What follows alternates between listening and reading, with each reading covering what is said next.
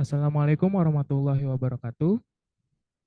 Waalaikumsalam warahmatullahi Selamat wabarakatuh. Waalaikumsalam warahmatullahi malam wabarakatuh. semuanya yang terhormat dosen pengampu mata kuliah aplikasi pemrograman komputer Bapak Ibrahim STMT, dan yang saya hormati rekan-rekan dari Teknik Elektro angkatan 2021, khususnya tim Grand Project dari mata kuliah tugas akhir praktikum aplikasi pemrograman komputer. Pertama-tama, mari kita panjatkan puji dan syukur kepada Allah Subhanahu wa Ta'ala, karena atas segala rahmat dan karunia-Nya kita berkesebelah sini telah menyelesaikan sebuah tugas akhir dari mata kuliah yang telah diberikan, yaitu berupa web repository untuk kampus Universitas Singapura Bangsa Karawang.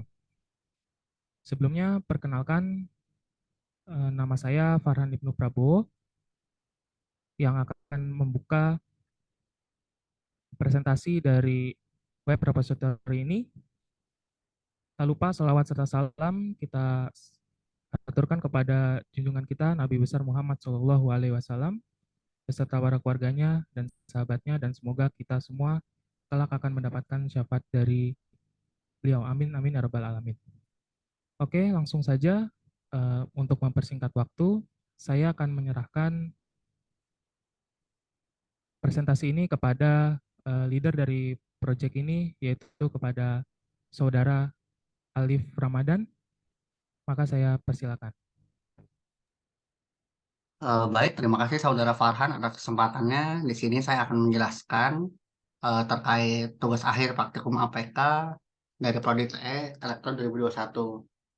Secara sederhananya, tugas pemrograman APK ini kami menggunakan repositori GitHub yang bernama repositori APK.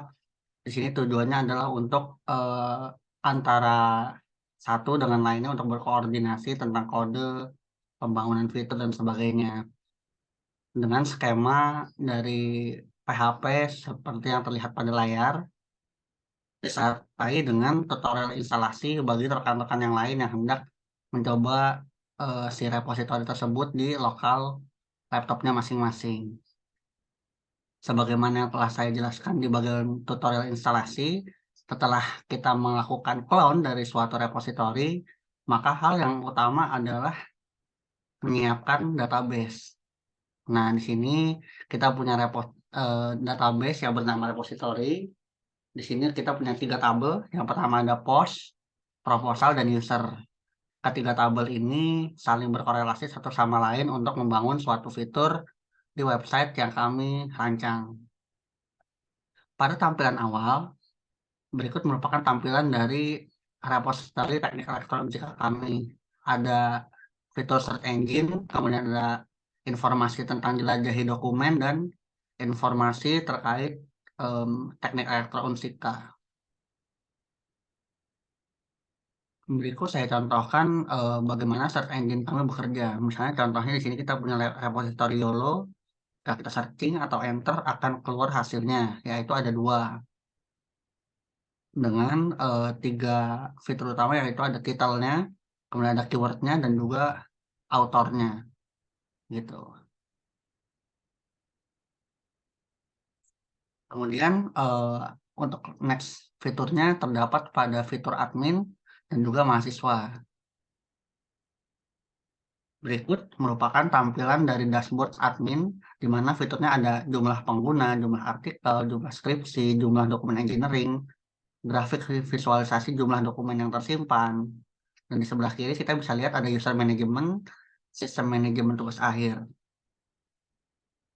Di bagian user management seperti biasa kita bisa mengedit profile dan ganti password, dan juga kita bisa mengetahui informasi usernya.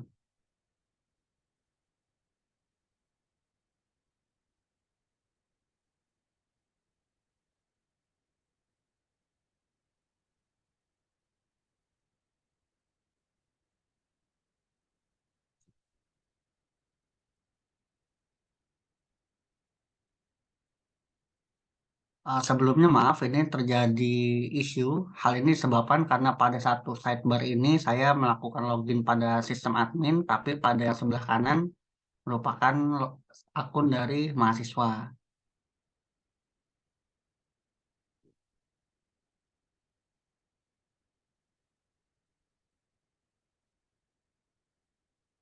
Oke, kita lanjut di bagian data user. Kita bisa mengetahui list dari informasi user mana aja yang telah terdaftar di dalam sistem kita, terutama utama dari dosen dan juga beberapa akun mahasiswa. Dengan role-nya ada sebagai admin, dosen, mahasiswa, dan sebagainya. Perbedaan dari admin, dosen, dan mahasiswa simpelnya adalah apabila mahasiswa dia sekedar bisa mengupload dokumen, kalau dosen dia bisa melihat dokumen yang telah disubmit oleh mahasiswa dan mencoba untuk apakah untuk di reject atau diterima, dan untuk admin dia bisa melakukan apa saja, mulai dari menambahkan user, edit profile, hapus user data, dan sebagainya. Kemudian untuk sistem manajemen tugas akhirnya, di sini kita ada lihat antrian proposal. Bisa terlihat di sini ada nomor, judul, penulisnya siapa, tanggal upload kapan, dosen pembimbingnya siapa, status dari tugas akhirnya bagaimana, dan aksinya apa aja. Disertai di sini juga ada fitur cek plagiasi sesuai dengan referensi yang kita miliki dengan contoh seperti ini. Di kemudian hari, kami harapkan adanya penambahan atau improvisasi dari metodologi yang kami gunakan, tapi untuk sekarang kami mencoba untuk membuat backbone-nya terlebih dahulu. Berikut juga merupakan fitur dari antrian dokumen untuk artikel, skripsi, dan dokumen engineering yang kebetulan tidak ada yang submit. Oke, setelah saya menjelaskan tentang fitur-fitur dari sistem admin, saya akan coba logout dan mencoba dari sisi mahasiswa dengan emailnya mahasiswa@unsika.ac.id, passwordnya 1234. Nah, untuk yang dari sisi mahasiswa, mahasiswa cuma bisa mengupload proposal dan melihat status dari apakah pengajuan terakhirnya telah diterima, ditolak, dan sebagainya. Dengan fitur user manajemennya lebih sederhana, misalnya ada edit profile dan juga ganti password, serta sistem manajemen TA-nya merupakan list dari dokumen apa saja yang telah diupload oleh mahasiswa dengan status yang tertentu. Begitu. Kemudian saya akan mencoba menjelaskan dari sisi codingannya secara sedikit. Apabila kita merefer dari struktur codingan yang terdapat di repositori APK, file utama dari codingan ini adalah index.php.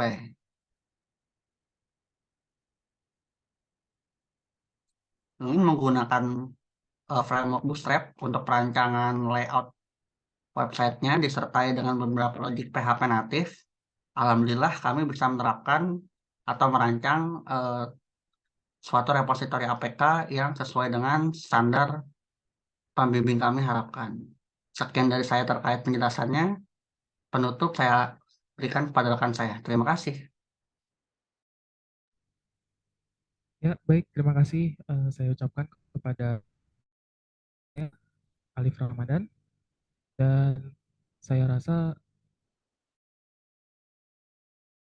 dari penjelasan secara garis besar mengenai project repository yang kita buat.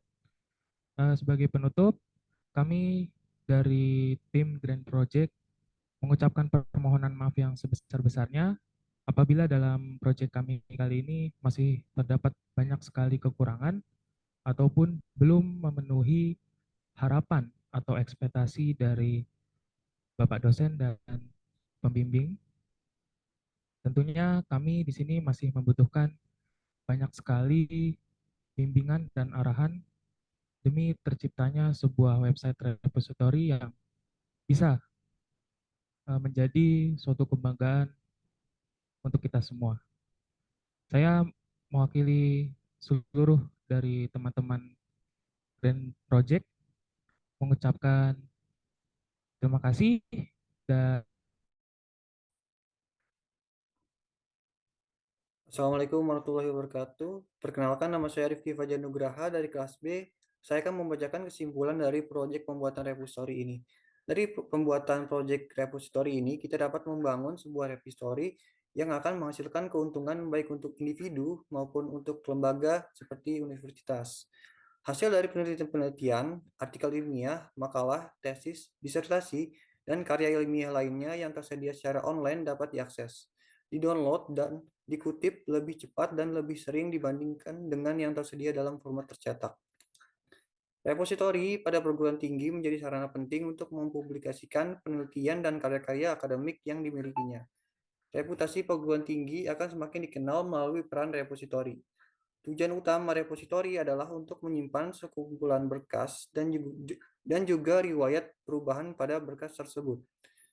Repositori institusi dipandang sebagai suatu yang sangat penting. Sistem yang memudahkan akses tersebut, informasi ilmiah dan sebagai salah satu pendorong munculnya karya ilmiah yang bermutu. Akses terbuka atau open source adalah merupakan ciri dari repository institusi. Sekian dari kami, kurang lebihnya kami mohon maaf. Wassalamualaikum warahmatullahi wabarakatuh.